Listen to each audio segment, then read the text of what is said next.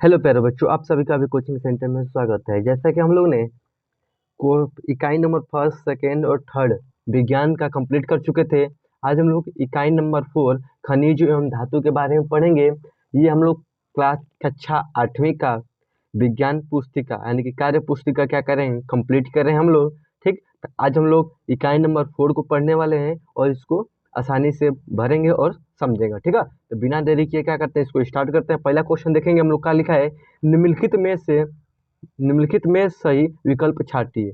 ठीक है, तो फर्स्ट में क्या हो जाएगा, हमारा सोना हो जाएगा। क्या लिखा है, प्राकृतिक में मुक्त अवस्था में पाई जाने वाली धातु कौन है, सोना। ठीक है, इसी तरह लिखेंगे सामान्य ताप पर द्रव अवस्था में पाई जाने वाली धातु कौन सी होती है, हमारा पारा होता है। ठीक है, इसी तरह लिखा है द्रव अवस्था में पाई जाने वाली अधातु का नाम लिखिए। द्रव अवस्था में तो कौन सा होता है, ब्रोमीन होता है। ठीक है, तो इसका आंसर कौन सा हो जाएगा, ब्रोमीन। इसी तरह का लिखा है चूना पत्थर से प्राप्त होने वाली धातु कौन सी होता है, कैल्शियम होता है। तो इसका ऑप्शन कौन सा हो जाएगा, कैल्शियम। ठीक ठीक, इसी तरह स्टेनलेस स्टील के अविक तत्व है कौन सी है, लोहा, क्रोमीन और निकेल। ठीक, इससे मिलकर ये बनता है। ठीक है, इसी तरह लिखेंगे धातुओं को संरक्षण से बचाया जा सकता है किससे, ग्रीस या तेल लगाकर, मिश्र धातु बनाकर, गैल्वेनिकेटर द्वारा, उपयुक्त सब। यानी कि तीनों प्रोसेस से हम क्या कर सकते हैं, कोई भी धातु को संरक्षण यानी कि जंग लगने से क्या कर सकते हैं, हम लोग बचा सकते हैं। ठीक है, यहाँ से आप कंप्लीट कर चुके हैं। यहाँ पर ये देखते हैं फिल इन द ब्लैंक। ठीक है, तो फिल इन द ब्लैंक में देखेंगे क्या लिखा है। फर्स्ट देखिए क्या है, रिक्त स्थानों की पूर्ति कीजिए। ठीक है, तो पहला में ऑप्शन में कौन सी भरेंगे, कैल्शियम। सेकंड में क्या भरेंगे, सुचालक। थर्ड में धातु कर्म, भूंगर और पिंग आयरन। ठीक, इस तरह क्या कर सकते हैं, हम आसानी से इसको भर सकते हैं। ठीक है, इसी तरह लिखा है निम्नलिखित का रासायनिक सूत्र लिखना है। इसमें क्या लिखना है, सबका जो चौथा क्वेश्चन दिया इसका क्या करना है, सारा का सारा रासायनिक सूत्र लिखना है। ठीक है, तो पहले क्या लिखेंगे, CuS का पर ग्लास का क्या हो जाएगा, CuS। इसी तरह कैलेमाइन का क्या हो जाएगा, ZnCO3। इसी तरह हेलमेटाइज का क्या हो जाएगा, Fe2O3। इसी तरह इसका क्या हो जाएगा, Cu या PSO2। फिर इसका क्या हो जाएगा, PbS। और फिर इसका बैक साइड का क्या हो जाएगा, Al2O3.2H2O। ठीक, इस तरह क्या हो जाएगा, आसानी से आप इसका भी सूत्र क्या कर सकते हैं, लिख सकते हैं। ठीक है, अब आगे समझते हैं क्या लिखा है। यहाँ पर मिलान कीजिए। चौथा क्वेश्चन क्या कह रहा है, मिलान कीजिए। ठीक है, तो फर्स्ट का क्या हो जाएगा, हमारा एल्युमिनियम हो जाएगा। ठीक, यहाँ पर देखिए सेकंड का क्या हो जाएगा, कॉपर। थर्ड का क्या हो जाएगा, जिंक। फोर्थ का क्या हो जाएगा, सिल्वर। कोयला का क्या हो जाएगा, कार्बन। ठीक, इस तरह क्या कर सकते हैं, हम आसानी से इसको भी फिलअप कर सकते हैं। ठीक है, इतना क्लियर हो गया। चलिए अब आगे चलते हैं, हम लोग समझते हैं और आगे। ठीक है, तो यहाँ पर क्या लिखे है, रासायनिक समीकरण बनाइए। ठीक है, यानी कि कुछ यहाँ पर क्वेश्चन दिए गए हैं, इसका क्या करना हम लोग, रासायनिक सूत्र बनाना। ठीक है, तो पहले क्या लिखे है, जस्ता सिंह हाइड्रोक्लोरिक अम्ल के साथ क्रिया करता है। ठीक है, तो Zn, ठीक है, जिंक हो जाएगा और प्लस 2HCl हाइड्रोक्लोरिक करेगा तो क्या हो जाएगा, ZnCl2 और H2 बनाता है। ठीक है, इसी तरह सल्फर यस। ठीक है, और नाइट्राइट HNO3 10HNO3। ठीक है, तो क्या बन जाए हमारा H2SO4 और SO2 और प्लस का 10HNO2 और प्लस 4H2O बनेगा। ठीक है, इस तरह लिखा है सोडियम और जल से करे, तो सोडियम का लिख दिए, जल से लिख दिए, तो क्या बनेगा, NaOH और H2 बनेगा। ठीक, इसी तरह लिखा है मैग्नीशियम गर्म पानी के साथ क्रिया करता है, तो मैग्नीशियम का लिख देंगे Mg, उसका सिंबल होता है। ठीक है, इसी तरह वाटर का सिंबल लिख देंगे H2O। अब इसका भी क्रिया करेंगे तो MgO, मैग्नीशियम ऑक्साइड बनाता है और हाइड्रोजन गैस क्या करता है, इसमें रिलीज करता है। ठीक, इसी तरह क्वेश्चन नंबर 6 पर आ जाते हैं।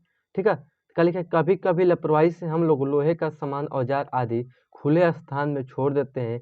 कुछ दिनों बाद उसमें औजार पर भूरे रंग का पाउडर जम जाता है जो कि जंग कहलाता है। ठीक है, रासायनिक रूप से जमा हुआ भूरा पाउडर आयरन ऑक्साइड होता है, जिससे औजार की चमक नष्ट हो जाती है और धीरे धीरे औजार खराब हो जाते हैं। ठीक, औजार के खराब होने को धातु का संक्षारण कहते हैं। धातु पर पेंट या ग्रीस तेल लगाकर संक्षारण से बचाया जा सकता है। ठीक है, तो ये गद्यांश को क्या कर सकते हैं, आसानी से इसको भी कंप्लीट हम कर सकते हैं। ठीक, इसी तरह आगे चलते हैं यहाँ पर। अब देखते हैं क्वेश्चन नंबर 7। ठीक है, तो इसमें क्या करना है, एक शब्दों में इसका क्या करना है, हमको आंसर देना है। ठीक है, पहला लिखा क्या है, सोने के आभूषण में कठोरता लाने के लिए उसमें क्या मिलाया जाता है। ठीक है, तो क्या लिखेंगे, सोने में थोड़ा तांबा मिलाने से क्या होता है, कठोर होता है। थोड़ा सा तांबा मिलाने से कौन सी हो जाएगा, कठोर। इसी तरह सेकंड का लिखेंगे सोना, चांदी, एल्युमिनियम आदि, ठीक है। इसी तरह अभ्रक, कोयला आदि, इसका हो जाएगा अधात्विक खनिज का, ठीक है। दरवाजे में लगे वाली कील किस धातु से बनी होती है, तो हमेशा देखेंगे तो दरवाजे में मैक्सिमम लोहे का बना होता है, तो ठीक है। प्राकृतिक रूप से द्रव अवस्था में पाई जाने वाली अधिकतम खनिज कौन सी है, पेट्रोलियम, ठीक। इस तरह अभी कंप्लीट हो गया। इस तरह यहाँ पर लिखा है मिठाई के ऊपर लगी चमकीली पन्नी को आपने अवश्य देखा होगा, इस धातु की बनी होती है। मतलब जो कोई भी मिठाई होता है उसके ऊपर देखेंगे तो कौन सी लिखा होता है, चांदी का हल्का सा परत लगा होता है, तो उसी के बारे में बताना, ठीक है। क्या लिखेंगे इसमें, चांदी की बनी होती है। किसकी बनी होती है, चांदी की बनी होती है। वो अधत्वर्धनता के गुण के कारण होती है, ठीक है। अब आगे देखेंगे रिया अपनी माँ के साथ सोने की अंगूठी खरीदने गई।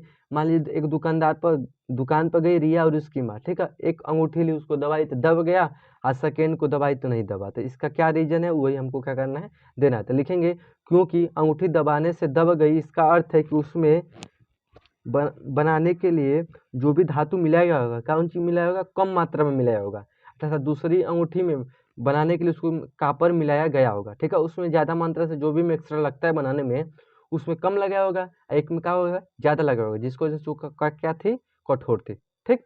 इसी तरह आप फिलअप कर सकते हैं। इसी तरह क्या लिखा है, अपने एल्युमिनियम और कॉपर के तारों का उपयोग तो देखा होगा, क्या आपने कभी कोयले का भी तार देखा, यदि नहीं तो क्यों। उस पर देखिए, कोयला का तार होता नहीं, क्योंकि नहीं होता है, क्यों, क्योंकि एल्युमिनियम और कॉपर धातु दोनों विद्युत के ऐसे सुचालक होते हैं, जबकि कोयला अधातु है या विद्युत का सुचालक नहीं। सिंपल सा इसका क्या कर सकते हैं आप, आंसर लिख सकते हैं, ठीक है,